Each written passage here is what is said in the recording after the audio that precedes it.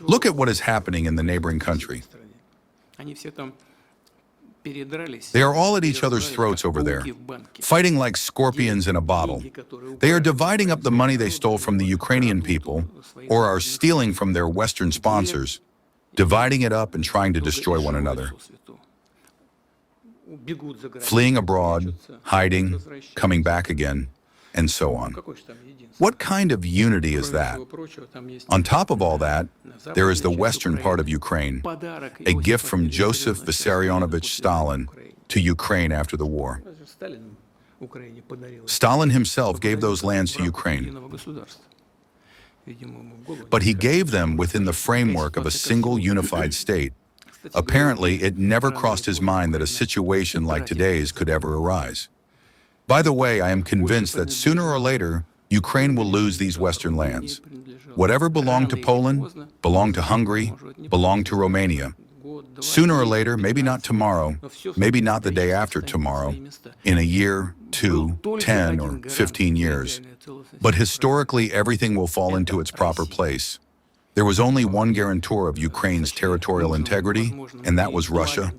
They deemed it necessary, possible, and beneficial for themselves to declare Russia their enemy, and to declare Russians in Ukraine a non-titular nation, which is utter nonsense and complete rubbish. But they did it anyway. They passed an official decision that Russians in Ukraine are a non-titular nation. Well, there you have it. So what do you call that? But fine, let it be. Our modern world order was shaped after the Second World War, after the Great Patriotic War. It was formed on the basis of the United Nations Charter. That charter was drafted by the victor nations, the Soviet Union, the United States, and Great Britain. This charter is the foundation of modern international law. It was established and certain rules were set. Then, when the Soviet Union was broken up, one of the founding states of the UN,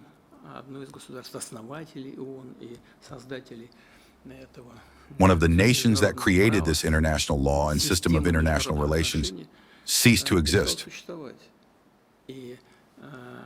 And the so-called winners of the Cold War, not just the United States, but the collective West as a whole, suddenly decided that things needed to be adjusted. Why should Russia, no longer the Soviet Union, but a Russia that had lost a significant portion of its potential, enjoy the same privileges as a victor nation of World War II? And so they started making revisions, and they started doing it right away on the ground. Recall the events in Yugoslavia. I won't pass judgment right now. It was a complex process. But the dividing up of the Serbian people into different national apartments, and so on and so forth, decisions were made that didn't align with the Charter of the United Nations in any way whatsoever. No, they simply let the genie out of the bottle.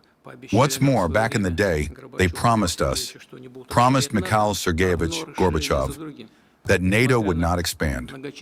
Yet expansion followed expansion. Despite our numerous protests and so on, they couldn't care less about all their promises and about the security interests of the Russian Federation. They kept pushing and pushing until they reached Ukraine. And the Ukrainian president at the time advocated for joining the EU, but opposed joining NATO. What did they do? They carried out a coup d'etat, a bloody, unconstitutional one at that. And the entire West pretended that it was no big deal, that that's just how it should be. And it was these very actions, utterly aggressive and escalating year after year, that led to today's conflict in Ukraine,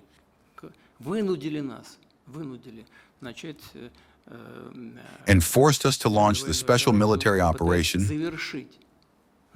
in an attempt to put an end to the hostilities that had already been started by the Western side and the Kyiv regime in that part of what was then Ukraine.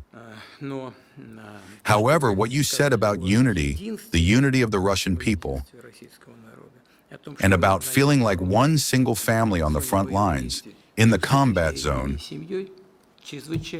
that is an extraordinarily important achievement of the special military operation. This is crucial for us, and our shared task moving forward is to preserve this sense of unity among the multinational Russian people. Once again, I would like to congratulate you on Navy Day and wish you all the very best. Take care of yourselves and the personnel entrusted to you. Good luck to you all and to all of us. Victory. Thank you.